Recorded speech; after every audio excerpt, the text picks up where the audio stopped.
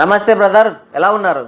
అఖండ తాండవం ఇది ఒక సినిమా కాదు, ఒక శక్తి ఆవిర్భావం. అక్కడ స్క్రీన్ పైన కనిపించేవి కేవలం విజువల్స్ మాత్రమే కాదు, ప్రతి ఫ్రేమ్లో కూడా అర్ధరాత్రి అగ్నిలా దహించే ఒక ఇంటెన్సిటీ ఉంది. ప్రతి డైలాగులో కూడా గర్జించే శివతత్వం ఉంది. అక్కడ ఒక హీరో ఎంట్రీ కాదది, భూమి నుంచి దిగికి దిగి వచ్చిన ఒక శక్తి తాకిడి. మాస్కి లిమిట్ అనేది ఉంటుంది, కానీ అఖండ తాండవానికి లిమిట్ అనేది ఉండదు. ఆ తేడా మీకు సినిమా చూస్తున్నప్పుడు స్పష్టంగా అర్థమవుతుంది. బ్యాక్గ్రౌండ్ స్కోర్ పడ్డం కాదు, గుండెల్లో నుంచి లేచే ఆక్రోశ ధ్వని అది. కథ నడవడం కాదు, శక్తిలా ప్రవహిస్తూ ఉంటుంది. అక్కడ జరిగేవి ఫైట్స్ కాదు, ధర్మం పైన అధర్మం పైన పాపం పైన ధర్మం చేసే దాడి. అందుకనే అఖండ 2 అనేది ఒక సినిమా కాదు, అదొక అనుభవం, అదొక వైబ్రేషన్, అదొక రోర్, అదొక శక్తి. దాన్ని ఫీల్ అవ్వాలి. కానీ చాలామంది ఈ సినిమాలో లాజిక్స్ లేవు, ఫిజిక్స్ లేవు, సినిమాలో కథ లేదంటూ కారు కూతలు కొసి సినిమాకి నెగిటివిటీ తీసుకొచ్చే ప్రయత్నం చేశారు. అయినప్పటికీ కూడా సినిమా అంటే డే 1 నుంచే ఈ సినిమాకి డే 1 నుంచి కాదు, రిలీజ్కి ముందు నుంచే ఈ సినిమా పైన ఎన్ని విధాలుగా దాడులు చేయాలో అన్ని విధాలుగా దాడులు చేశారు. ఈ సినిమాకి పూర్తిగా కంప్లీట్గా నెగిటివిటీ టాక్ తీసుకొచ్చారు. సినిమాకి పూర్తిగా మిక్స్డ్ టాక్ తీసుకొచ్చారు, విపరీతంగా ట్రోల్ చేశారు. అయినప్పటికీ కూడా బాక్స్ ఆఫీస్ దగ్గర ఈ సినిమా స్టడీ కలెక్షన్స్తో దూసుకుపోయింది. అసలు ఈ సినిమాలో కథ లేకపోవడం ఏంటి? అఖండ పార్ట్ 1 సినిమా ఎక్కడైతే ఎండ్ అవుతుందో అక్కడి నుంచి అఖండ పార్ట్ 2 సినిమా రన్ అవుతుంది. అఖండ పార్ట్ 2తో కథ మొత్తం సమాప్తం అయిపోతుంది. ఇక కథ లేకపోవడం ఏంటి అంటే, ఎంతసేపు బాలయ్య సినిమాని ఏదో విధంగా ట్రోల్ చేయాలి, ఏదో విధంగా నెగిటివిటీ చేయాలి అన్న ఉద్దేశంతో సినిమాకి వెళ్ళారే తప్ప, ఆ సినిమాలో ఉన్నటువంటి దాన్ని ఒక దేశభక్తిని గురించి కానీ దైవభక్తిని గురించి కానీ అసలు ఒక సినిమాని సినిమాగా చూడడం అనేదే మర్చిపోయి ఆ సినిమాకి వెళ్ళారు. Logics, physics, biology, civics, chemistry, logic ఇవన్నీ కూడా అనవసరమైన మాటలు. సినిమా చాలా అంటే చాలా బాగుంటుంది, బ్రహ్మాండంగా ఉంటుంది. హిందూ ధర్మం నుంచి తప్పిపోయి, హిందూ ధర్మం అనే ఒక మహాసముద్రం నుంచి తప్పిపోయి బావిలో బ్రతుకుతూ అదే మహాసముద్రం అనుకొని భ్రమలో బ్రతుకుతున్న కొంతమంది చూడవలసిన ఒక గొప్ప సినిమా ఇది. కేవలం ఈ సినిమాలో లాజిక్స్ లేవు, ఫిజిక్స్ లేదు అని చెప్తున్నారు అని చెప్పారు. ఈ సినిమాకి కావాల్సినంత నెగిటివిటీ తీసుకొచ్చారు, కానీ సినిమా బాగోలేదని మాత్రం చెప్పలేకపోయారు. దానికి కారణం ఏంటంటే బాలయ్య యాక్టింగ్ ప్రతి ఫ్రేమ్లో కూడా చాలా స్పష్టంగా కనిపిస్తూ ఉంటుంది. అసలు 65+ ఏజ్లో కూడా దేశభక్తి గురించి దైవభక్తి గురించి ఈ రేంజ్లో చూపించిన హీరో ఇంకెవరైనా ఉంటే వాళ్ళకి 2 చేతులు ఎత్తి నమస్కారం చేస్తా. అంత గొప్పగా నటించాడు బాలకృష్ణ. కొన్ని సీన్స్ చూస్తూ ఉంటే కళ్ళల్లో నుంచి నీళ్లు మనకు తెలియకుండానే దారాలుగా కారిపోతుంటాయి. అక్కడ కేవలం లాజిక్స్, ఫిజిక్స్ వెతకడం కాదు, ఒక మ్యాజిక్ క్రియేట్ అవుతుంది. ఆ మ్యాజిక్ని ఎంజాయ్ చేయాలి అంతే. కానీ చాలామంది ఏంటంటే కేవలం బాలయ్య సినిమాని ఏదో ట్రోల్ చేయాలి, నెగిటివిటీ చేయాలి, ఈ సినిమాని ఏదో విధంగా తొక్కేయాలి, బాలయ్యకి ఒక ఫ్లాప్ని ఎండగట్టాలి అన్న ఉద్దేశంతో థియేటర్స్కి వెళ్ళారే తప్ప సినిమాని సినిమాలో ఫీల్ అవ్వడం మర్చిపోయారు. అసలు సినిమాలో లాజిక్స్ వెతకడం అంటేనే ఏమంటారు దాన్ని, కోడిగుడ్డు మీద ఈకలు పీకినట్టుంటుంది. ఎందుకంటే సినిమా అనేది ఒక ఇల్లాజికల్. సినిమాలో లాజిక్స్ అనేవి ఉండవు. లాజిక్కి సినిమాకి అసలు సంబంధమే ఉండదు.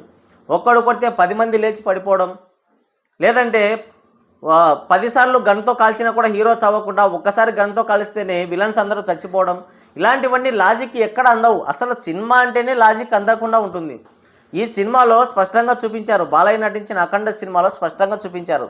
ఆయనకు కొన్ని మంత్రశక్తులు వస్తాయి, ఆయన కొన్ని శక్తులు ప్రసాదిస్తుంది అమ్మవారు. సో ఆ శక్తులతోనే ఆయన ఫైట్లు చేశాడు, ఆ శక్తులతోనే సినిమా మొత్తం కంటిన్యూ అయింది. కానీ అదంతా పక్కన పెట్టేసి సినిమాలో లాజిక్స్, ఫిజిక్స్ వెతుకుతూ కోడిగుడ్డు మీద ఈకలు పీకే ప్రయత్నం చేశారు. అయినప్పటికీ కూడా సినిమా బాక్స్ ఆఫీస్ దగ్గర సక్సెస్ఫుల్గా కంప్లీట్ అయింది.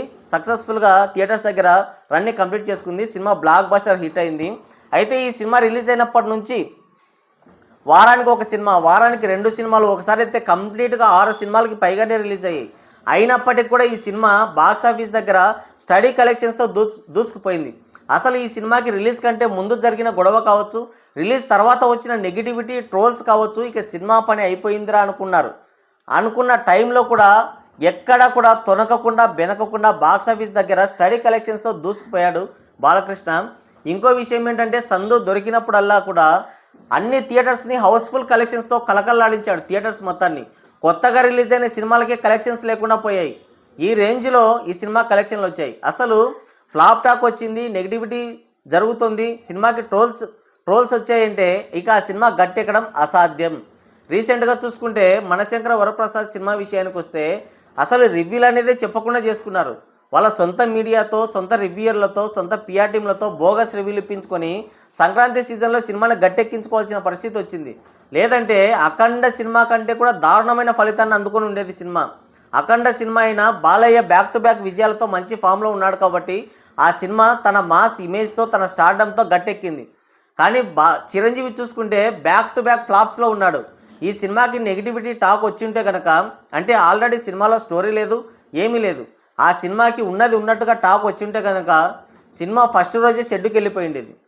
సో అంత నెగిటివిటీ జరిగినా, అంత మిక్స్డ్ టాక్ వచ్చినా, ట్రోల్స్ జరిగినా కూడా ఈ సినిమా థియేట్రికల్గా బ్లాక్ బస్టర్ హిట్ని అందుకొని ఓటీటీలోకి ఎంటర్ అయింది. ఇక ఓటీటీలో కూడా విజయ్ విహారం చేసుకుంటూ వెళ్తుంది సినిమా. రీసెంట్గా చూసుకుంటే నెట్ఫ్లిక్స్ వాళ్ళు తమ సోషల్ మీడియా అకౌంట్లో, తన సోషల్ మీడియా అకౌంట్ బయోలోనే జై బాలయ్య అని రాసుకొచ్చి బాలయ్య పైన వాళ్ళ అభిమానాన్ని చాటుకున్నారు. అంటే ఈ నెట్ఫ్లిక్స్కి అంతర్జాతీయంగా ఉన్నటువంటి క్రేజ్ గురించి మనం ప్రత్యేకంగా చెప్పాల్సిన పని లేదు.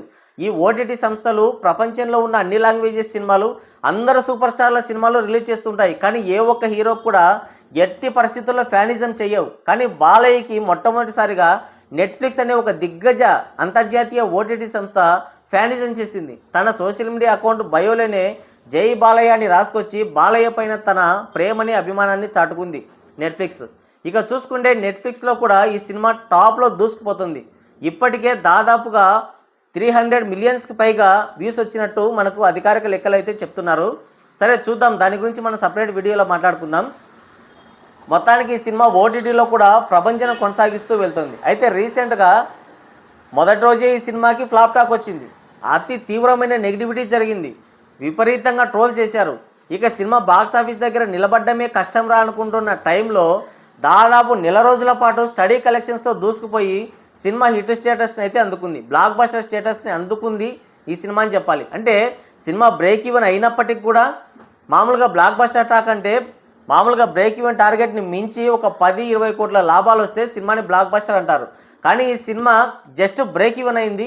అయినప్పటికీ కూడా దీన్ని బ్లాక్ బస్టర్ స్టేటస్లో ఎందుకు చేరుస్తున్నారంటే ఈ సినిమాకు వచ్చిన నెగిటివిటీ ఆ రేంజ్లో ఉంది. అసలు సినిమా మొదటి రోజునే షెడ్యూకి వెళ్ళిపోతుంది.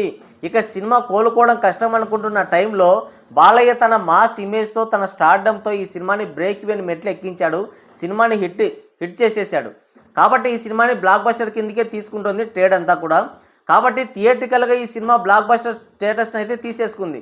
సినిమా మొదటి రోజే నెగిటివిటీ వచ్చినా కూడా ఇక షెడ్యూకి వెళ్ళిపోతుంది అనుకున్న టైంలో ఈ సినిమా ఎన్నో సినిమాలని దాటుకొని కొత్త సినిమాలు, పాన్ ఇండియా సినిమాలు, పాన్ వరల్డ్ సినిమాలు రిలీజ్ అవుతున్నా కూడా ఆ పోటీని గట్టిగా తట్టుకొని నెల రోజుల వరకు బాక్సాఫీస్ దగ్గర స్టడీ కలెక్షన్స్తో దూసుకుపోయింది సినిమా.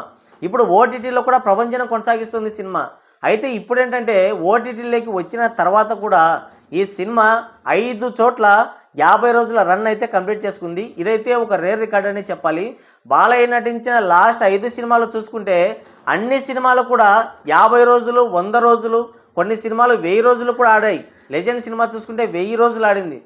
డాకు మహారాజ్, అలాగే అఖండ, వీరసింహారెడ్డి, భగవంత్ కేసరి, ఈ సినిమాలన్నీ కూడా 50 రోజుల రన్ కంప్లీట్ చేసుకొని శత దినోత్సవాలు కూడా జరుపుకున్నాయి. ఇప్పుడు అఖండ తాండవం సినిమా బాక్సాఫీస్ దగ్గర బ్లాక్ బస్టర్ హిట్ అయ్యి థియేట్రికల్ ఓటీటీలో కూడా ప్రభంజనాన్ని కొనసాగిస్తూనే ఓటీటీలోకి వచ్చిన తర్వాత కూడా ఇంకా థియేటర్స్లో ఈ సినిమా 50 రోజుల రన్ అయితే కంప్లీట్ చేసుకుంది. 5 చోట్ల ఈ సినిమా 5 సెంటర్స్లో 50 రోజుల రన్ అయితే కంప్లీట్ చేసుకుంది. ఇది బాలయ్యకి మాత్రమే సాధ్యమయ్యే రికార్డ్ అని చెప్పాలి. రీసెంట్ మూవీస్ అంటే లాస్ట్ 5 సినిమాలు కూడా 50 రోజుల రన్ కంప్లీట్ చేసుకున్నాయి. శత దినోత్సవాలు కూడా జరుపుకున్నాయి. సో బాలయ్య ఈ సినిమాకి ఎంత నెగిటివిటీ చేసినా, ఎంత ట్రోల్ చేసినా, బాలయ్య పైన ఎంతలా పడి ఏడ్చినా కూడా ఆయన మాస్ ఇమేజ్ కానీ, ఆయన స్టార్డమ్ కానీ ఇసుమంత అయినా కూడా తగ్గలేదని అఖండ తాండవం సినిమానే దానికి నిదర్శనమని చెప్పాలి.